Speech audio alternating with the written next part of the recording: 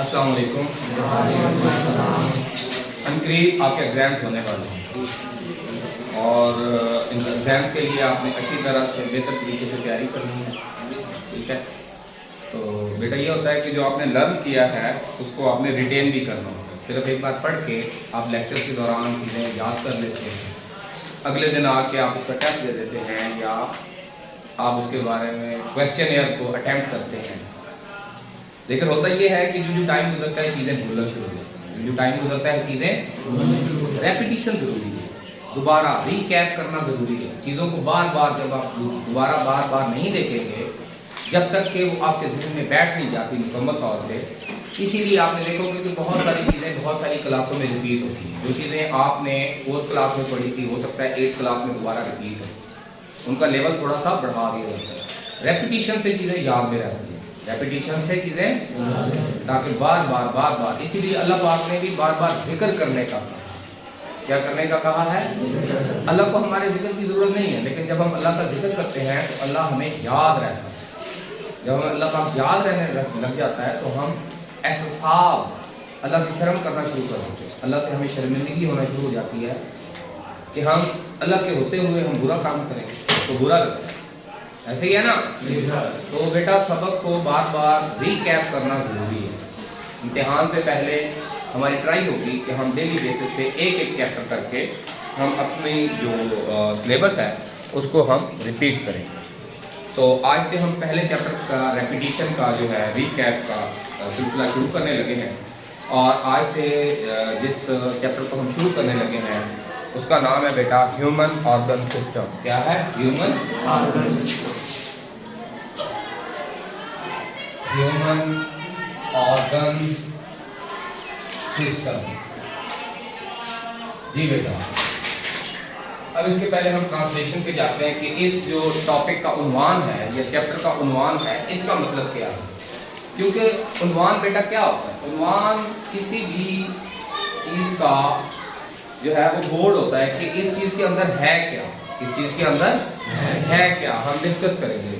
आपने कभी भी चैप्टर 1 चैप्टर 2 नहीं कहना, आपको चैप्टर्स के नाम जानना, आपके चैप्टर्स के नाम, क्योंकि उनके नाम के अंदर वो सब चीज़ें होती हैं जो हमने उनमें पढ़नी होती है। ठीक है बेटा?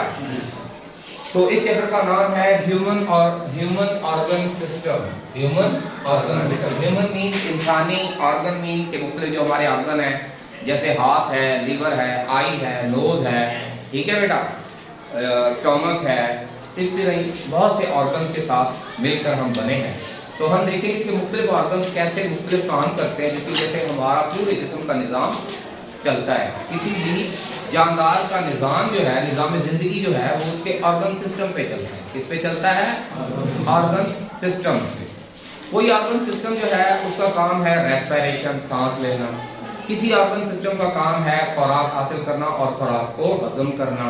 किसी ऑर्गन सिस्टम का काम है सेंसिटिविटी मुहैया करना, हसासियत, कि गर्मी है, सर्दी है, ठीक है, चोट है, दर्द है, एहसासात का सिस्टम है। एक वो सिस्टम है जो नर्वस सिस्टम जिसको हम कहते हैं, एक वो सिस्टम है जो पूरी बॉडी में ब्लड सर्कुलेट करता है, ब्लड सर्कुलेट। तो ये कई सिस्टम जब एक जानदार के अंदर काम करते हैं। इसी तरह अगर हम पौधों में देखें तो पौधों के अंदर भी कई सिस्टम है। एक वो सिस्टम है जो ज़मीन के अंदर होता है, हम उसको कहते हैं रूट सिस्टम। वो हिस्सा जो उसका ज़मीन से बाहर होता है हम उसको कहते हैं शूट सिस्टम। इसी तरह उसके अंदर पानी की सप्लाई के लिए एक निज़ाम होता है, हथियार की सप्लाई के लिए, उसको हम कहते हैं जाइलम टिश्यूज़ का सिस्टम। ऐसे ही है ना? खुराक बनाने वाला सिस्टम होता है पत्तों के अंदर, फोटोसिंथेटिक सिस्टम। तो कई सिस्टम काम कर रहे होते हैं। समझ आ रही है ना बात? किसी भी ऑर्गेनिज्म के अंदर, जानदार के अंदर कई सिस्टम्स काम कर रहे हैं। तो आज हम ह्यूमन ऑर्गन सिस्टम को पढ़ेंगे। लेकिन बेटा ये एक हायरार्की है, ये एक मैनेजमेंट है, ये एक तरतीब है, चीज़ों की तरतीब है। हम यहाँ तक कैसे पहुँचते हैं इसको हमने पढ़ा था अपनी पिछली क्लासेस के अंदर ऑर्गेनाइजेशन ऑफ लाइफ के नाम से। किस नाम से पढ़ा था? सबसे पहले आपको जो समझना चाहिए वो ये है कि ऑर्गेनाइजेशन ऑफ लाइफ क्या है। ऑर्गेनाइजेशन ऑफ लाइफ, हम छोटी से छोटी चीज से कॉम्प्लेक्स चीजों की तरफ जाएंगे, सादा तरीन चीजों से कॉम्प्लेक्स चीजों की तरफ जाएंगे। सबसे पहले कि जिंदा चीजें होती क्या है? जिंदा चीजें लाज़िम बात है, मैटर है। क्या है? मादा तो है ना, वो मादे से ही बनी है ना तमाम जिंदा चीजें, चाहे वो बैक्टीरिया हो, चाहे यूनिसेलुलर ऑर्गेनिज्म हो चाहे मल्टी सेलुलर है, मैटर तो है ना, मादा तो है, लेकिन उस मादे में हम अगर उसकी ऑर्गेनाइजेशन को लें, अगर हम सबसे छोटा पार्ट भी लें तो ऑर्गेनाइजेशन ऑफ लाइफ, लाइफ भी किससे बनी है? एटम से। किससे बनी है? एटम। अगर हम ऑर्गेनाइजेशन के हवाले से देखें तो इस कायनात के अंदर जो सबसे छोटा जरा है वो एटम है, और जानदार भी एटमों से बने हैं। तो हम कह सकते हैं कि स्ट्रक्चर से लिहाज से देखा जाए तो जानदार जिस मटेरियल से बने हैं उनको एटम्स कहते हैं। उनको क्या कहते हैं? ऑर्गेनाइजेशन के लिहाज से सबसे छोटी क्या है? एटम। क्योंकि जानदार भी मादी अशिया है, जानदार भी और मादी अशिया की असास या बुनियाद क्या है? एटम। तमाम मादी अशिया किनसे बनी हुई है? एटम से, मुख्तलिफ तरह के एटम से, जैसे कार्बन है, हाइड्रोजन है, ठीक है, ऑक्सीजन है, ठीक है, इसके अलावा कैल्शियम है, हमारी हड्डियों में है, दांतों में कैल्शियम है, ठीक है, आयोडीन हमारे थायराइड में होती है, ठीक है, आयरन हमारे ब्लड में होती है, एटम से हम बने। प्रोटीन में अगर हम कार्बोहाइड्रेट्स में देखें तो कार्बन, हाइड्रोजन और ऑक्सीजन है। प्रोटीन्स में देखें तो कार्बन, हाइड्रोजन, ऑक्सीजन, नाइट्रोजन है। डीएनए में देखें तो कार्बन, हाइड्रोजन, ऑक्सीजन, नाइट्रोजन है। ऐसे ही है ना। ब्लड में देखें तो बहुत सारी और चीज़ों के साथ साथ आयरन भी है। तो इसी तरह हमारे जिस्म में मुख्तलिफ एटम्स मौजूद हैं। तो अगर हम उस लिहाज से देखेंगे, एज ए मादी चीज़ देखेंगे, तो तमाम लाइफ और तमाम लिविंग थिंग्स क्या है? मैटर्स है। तो मादा किससे बना है? एटम से। तो सबसे पहले उसकी ऑर्गेनाइजेशन में देखेंगे तो सबसे छोटा जो पार्ट है वो एटम। एटम्स आपस में मिलकर क्या बनाते हैं? मॉलिक्यूल। क्या बनाते हैं? मॉलिक्यूल। और हमने पढ़ा है बेटा, मॉलिक्यूल के अंदर हमने पढ़ा था कि 4 किस्म के मैक्रो मॉलिक्यूल हैं। तमाम जानदारों के अंदर 4 किस्म के मैक्रो मॉलिक्यूल मौजूद हैं, जिनको हमने पढ़ा था ऑर्गेनिक मॉलिक्यूल, बड़े मॉलिक्यूल। वैसे तो और भी चीजें हैं हमारे अंदर, पानी भी है, नमकियात भी है, इलेक्ट्रोलाइट्स भी हैं, इनऑर्गेनिक केमिकल्स भी बहुत ज्यादा हैं हमारे अंदर, वाटर भी है, वो भी एक कंपाउंड है। लेकिन लाइफ में हमने देखा है कि 4 मेजर मैक्रो मॉलिक्यूल्स हैं, जिनकी वजह से सारी जिंदगी, तमाम की तमाम जानदार चीजें मेजरली उन्हीं से बनी। ठीक है, तो वो क्या है? कार्बोहाइड्रेट्स,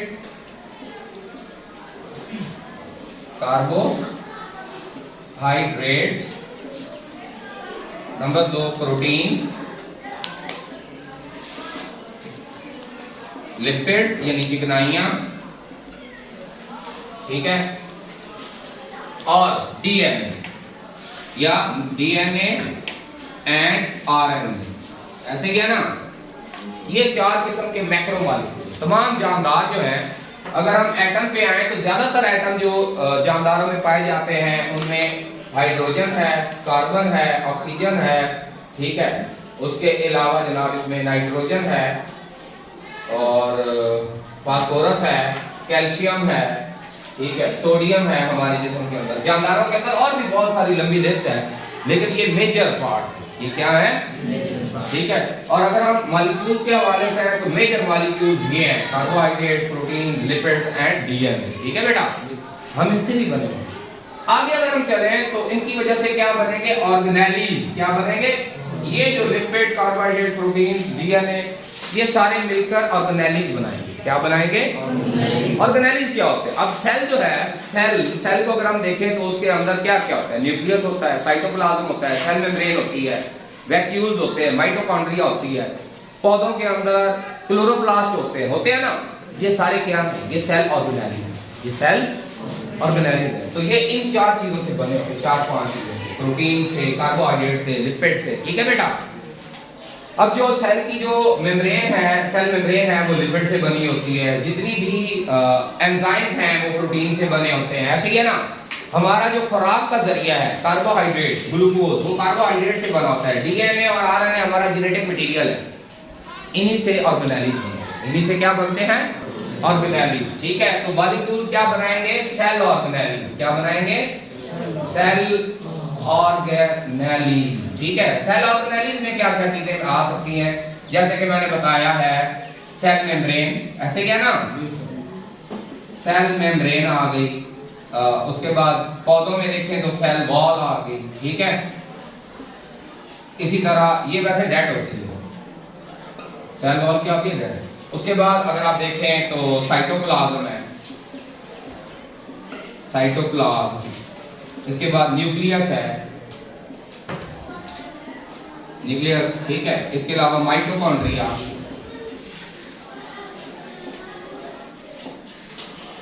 ऐसे ही है बच्चों। तो ये सेल ऑर्गेनेल, तो ये क्या है? अगर आप गौर से तकनीक से देखें तो मैंने एटम से शुरू किया, एटम्स मिलकर क्या बनाते हैं?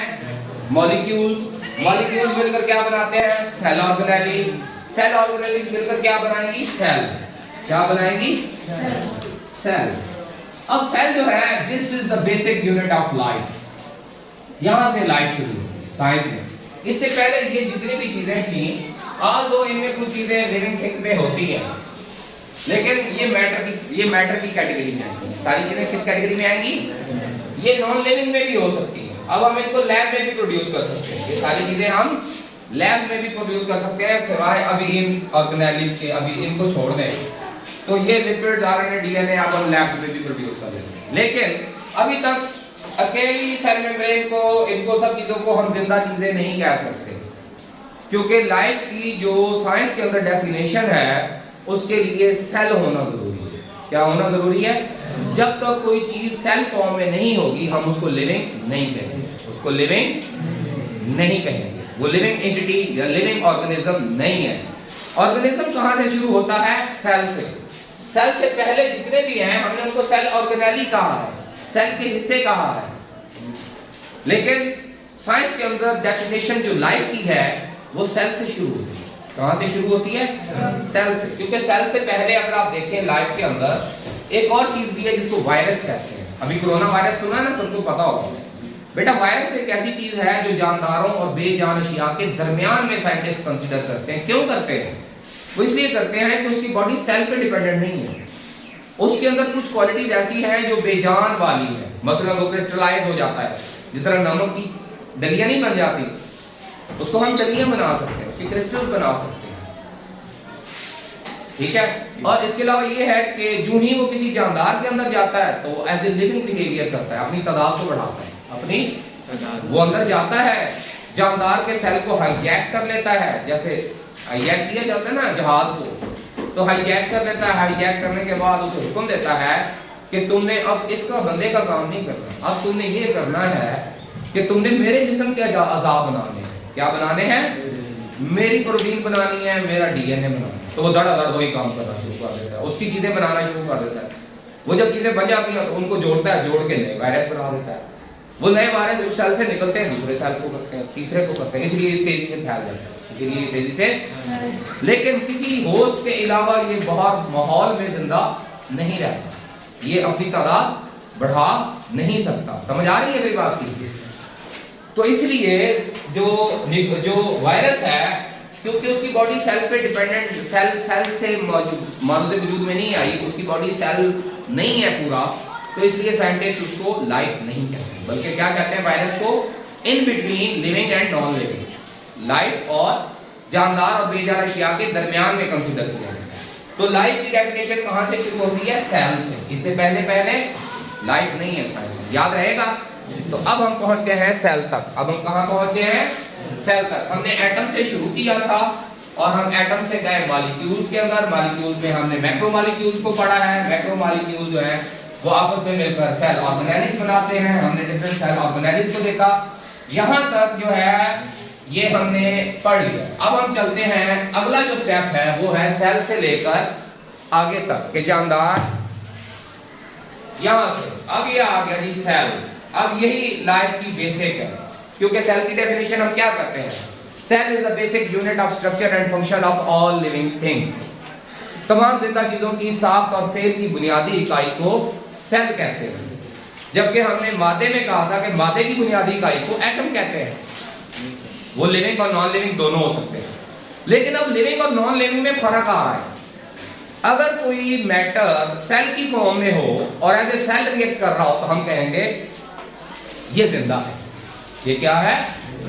यानी कि इससे पहले जो जितनी भी चीजें हैं वो जिंदा नहीं कह सकते, उनको लिविंग। जब तक कोई चीज सेल लेवल पे, जब तक मादा सेल लेवल पे ऑर्गेनाइज नहीं हो जाता, उसकी ऑर्गेनाइजेशन डेवलप नहीं हो जाती, उस वक्त हम उस चीज को लिविंग नहीं कहेंगे। इसीलिए हमने वायरस को लिविंग नहीं कहा, वायरस को लिविंग नहीं कहा। ठीक है बेटा।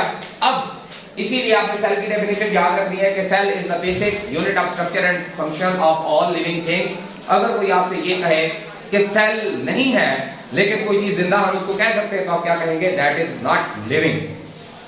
साइंस के अंदर अगर कोई ऐसा कहे कि कोई जानदार है और वो सेल पर मुश्तमिल नहीं है और वो जिंदा है, तो आप कहें गलत है, क्योंकि साइंस ये कहती है कि हर लिविंग चीज सेल पर मुश्तमिल है।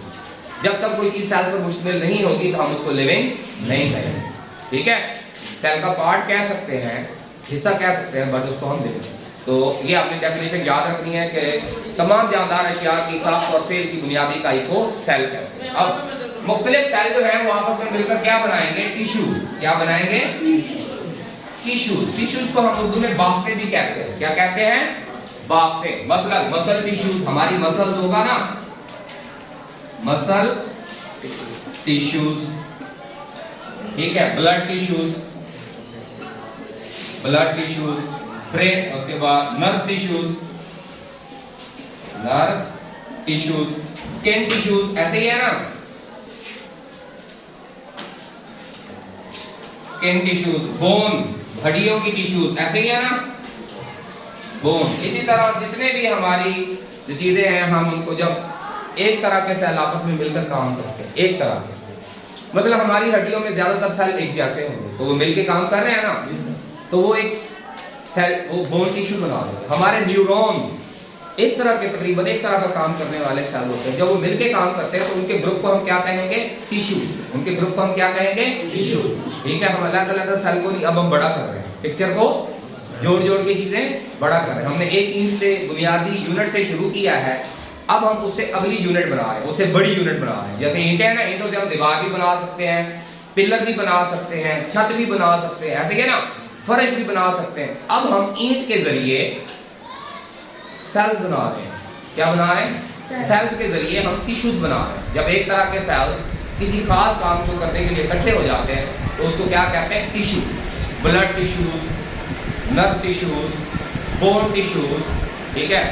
इसके अलावा और हमारे जिस्म में स्किन टिश्यूज, ठीक है, लिवर टिश्यूज, हार्ट टिश्यूज, ठीक है। तो जितने भी आपके जिस्म के आज़ा हैं उनकी जो हिस्सा होता है, जो एक तरह के सेल्स होते हैं उनमें, उनको टिश्यू कहते हैं। तो क्या कहते हैं? टिश्यू। अच्छा जी, जब टिश्यूज आपस में, मुख्तलिफ किस्म की टिश्यूज आपस में मिलकर काम करती हैं तो ये बनाती हैं ऑर्गन। क्या बनाती हैं? ऑर्गन। ऑर्गन क्या है? मेरा मतलब, मेरा हाथ एक ऑर्गन है, मेरा हैंड क्या है ना, एक हिस्सा, मेरे जिस्म का हिस्सा है ना। अब इसमें देखते हैं, इसमें स्किन टिश्यूज भी हैं, इसमें बोन टिश्यूज भी हैं, इसमें ब्लड टिश्यूज भी हैं, इसमें नर्व टिश्यूज भी हैं, है ना, इसमें फैट टिश्यूज भी हैं, चर्बी भी है, मसल टिश्यूज भी हैं, पट्टे भी हैं, ठीक है। तो ये जब मुख्तलिफ किस्म की टिश्यूज मिलकर एक काम कर रही है, मिलकर कोई काम कर रही हैं, तो उसको हम ऑर्गन कहते हैं। सेल्स के मिलने से टिश्यूज बनी, मुख्तलिफ टिश्यूज के मिलने से ऑर्गन्स बने, ठीक है बेटा। अब हैंड है, लीवर है, हमारा जिगर है, स्टोमक है, हमारा मैदा है, ठीक है। इसी तरह लंग्स हैं, हार्ट है, तो ये क्या है? ये ऑर्गन है। ये क्या है? ऑर्गन। और जब बेटा मुख्तलिफ किस्म के ऑर्गन मिलकर कोई खास काम करते हैं तो इसको हम कहते हैं ऑर्गन सिस्टम। क्या कहते हैं? Organ system. यही हमारे चैप्टर का नाम है, ह्यूमन ऑर्गन। अब समझ आई कि नाम में ही पूरी स्टोरी होती है, नाम में ही। अब समझ आ रही है? ये सिर्फ नाम नहीं होता बल्कि इसके पीछे पूरी एक स्टोरी है। स्टोरी कहाँ से शुरू हुई? एटम से शुरू होती है, ऑर्गन ऑर्गेनाइजेशन से निकला है। किससे निकला है? तरतीब, कि कोई चीज जिससे बनी हुई है उसकी तरतीब क्या है। तो हमने ये देखा कि तमाम मादी अशिया जो है वो जिंदा नहीं है, कुछ चीजें जिंदा हैं, कुछ चीजें मुर्दा हैं, बेजान हैं।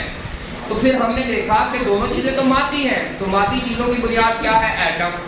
मादी चीजों की बुनियाद क्या है? एटम। एटम्स के अंदर ये सलाहियत है कि वो आपस में एक जैसे मुख्तलिफ या दो से ज्यादा एटम्स आपस में मिलकर क्या बनाते हैं? मॉलिक्यूल्स। मॉलिक्यूल्स बड़े बड़े भी हो सकते हैं। अब हमने देखा है क्योंकि हमने जिंदगी की तरफ जाना है, इंसानों तक आना है, तो हम कहेंगे वो मॉलिक्यूल्स जो ज्यादातर जानदारों को बनाते हैं। ज्यादातर मेरा जिस्म जिन 4 मॉलिक्यूल से बना हुआ है उनको कहते हैं macro molecules, carbohydrate, protein, fats and lipid, ठीक है बेटा।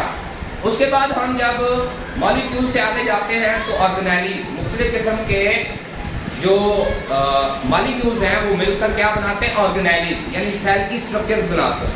सेल की स्ट्रक्चर में क्या है, सेल मेम्ब्रेन, साइटोप्लाज्म, न्यूक्लियस, ऐसे ही है ना, mitochondria, vacuoles, Golgi complexes, endoplasmic reticulum, ये सेल के पार्ट्स हैं, इनको क्या कहते हैं, सेल ऑर्गेनेलीज। तो मॉलिक्यूल्स मिलकर क्या बनाते हैं, सेल ऑर्गेनेलीज। सेल ऑर्गेनेलीज मिलकर क्या बनाएंगे, सेल। सेल जो है ये लिविंग थिंग की बुनियाद है।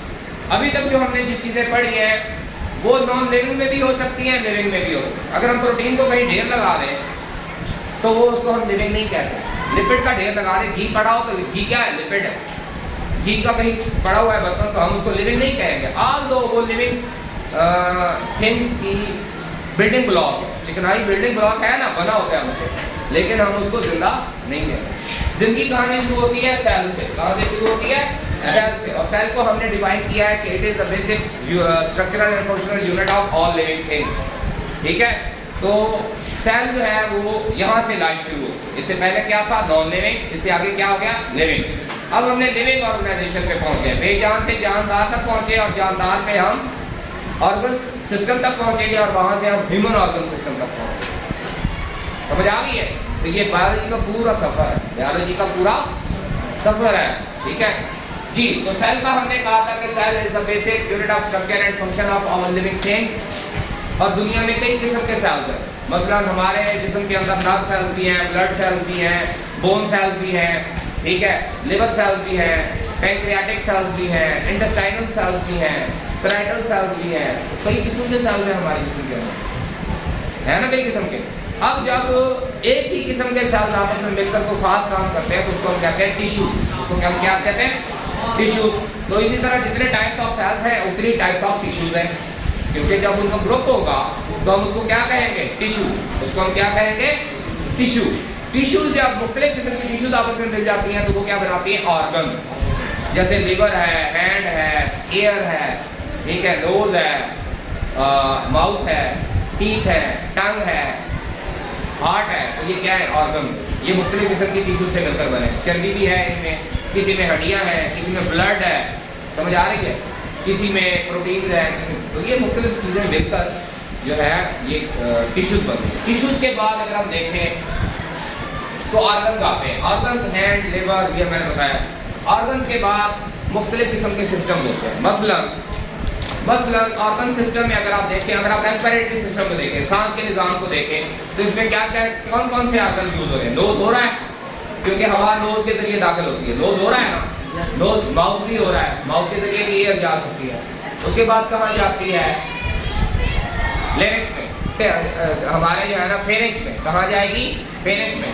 फेरिंक्स एक जगह है, एक खाली जगह है, वहां से फिर लेरिक्स में जाएगी, तो लेरिक्स भी एक ऑर्गन है। फिर ट्रैकिया में जाएगी, ट्रैकिया भी एक ऑर्गन है ना, ऑर्गन। ट्रैकिया जो है दो ब्रोंकाई में बनेगा, ब्रोंकाई भी ऑर्गन है। फिर राइट एंड लेफ्ट लंग है, ये भी ऑर्गन है, ऐसे ही है ना। तो अब ये जो ऑर्गन्स हैं ये आपस में मिलकर काम करें, किस लिए, कि इंसान को ऑक्सीजन मुहैया की जाए और कार्बन डाइऑक्साइड को बाहर निकाला जाए। इस सिस्टम को कहते हैं ब्रीदिंग सिस्टम। इस सिस्टम को क्या कहेंगे, ब्रीदिंग सिस्टम। इसी तरह अगर हम दूसरा सिस्टम देखें, मतलब ब्लड सर्कुलेटरी सिस्टम है, तो उसमें क्या है, ब्लड टिश्यूज हैं, ब्लड है ना, इसके अलावा ब्लड वेसल्स हैं, हार्ट है, ये सारे मिलकर पूरे जिस्म में, कैपिलरीज है, हमारे पूरे जिस्म में ब्लड को पंप करते हैं। मतलब मुख्तलिफ ऑर्गन्स आपस में मिलकर ऑर्गन सिस्टम बना रहे हैं। हार्ट, ब्लड वेसल्स और ब्लड ने मिलकर ब्लड सर्कुलेटरी सिस्टम बनाया, ऐसे ही है ना। और अगर हम अपने आप को देखें तो हम मुख्तलिफ सिस्टम का मजमुआ है। मतलब नर्वस सिस्टम है, वो काम कर रहा है, ब्लड सर्कुलेटरी सिस्टम है तो वो भी काम कर रहा है, मसल सिस्टम है वो भी काम कर रहा है, ऐसे ही है ना। बोन सिस्टम है वो भी काम कर रहा है, ब्लड सर्कुलेटरी सिस्टम है वो भी काम कर रहा है, रेस्पिरेटरी सिस्टम भी काम कर रहा है, डाइजेस्टिव सिस्टम भी काम कर रहा है, एक्सक्रीटरी सिस्टम भी काम कर रहा है। तो मैं अगर गौर से देखूं तो मैं तो इन तमाम सिस्टम्स का मजमूआ हूँ, ऐसे ही है ना। तो इसका मतलब है जब मुख्तलिफ किस्म के ऑर्गन सिस्टम्स आपस में मिल जाते हैं तो ये क्या बनाते हैं, ऑर्गेनिज्म। क्या बनाते हैं, ऑर्गेनिज्म। तो ये है बेटा organization of life, from atom to और organism, from atom to organism, atom से लेकर हमने एटम से चीजों को गौर करना शुरू किया और हम कहाँ तक आए? ऑर्गेनिज्म तक। और ऑर्गेनिज्म भी कौन सा? Human organism. कौन सा? ह्यूमन तक आए। तो अब हम आगे जो अगली जो हमारे जो लेक्चर्स होंगे वो इन्हीं चीज़ों के बारे में होंगे कि हमारे जिस्म के अंदर जो मुख्तलिफ सिस्टम काम कर रहे हैं, हम उन सिस्टम को ब्रीफली डिस्कस करेंगे। हम उन सिस्टम को ब्रीफली डिस्कस करेंगे। कितने टाइम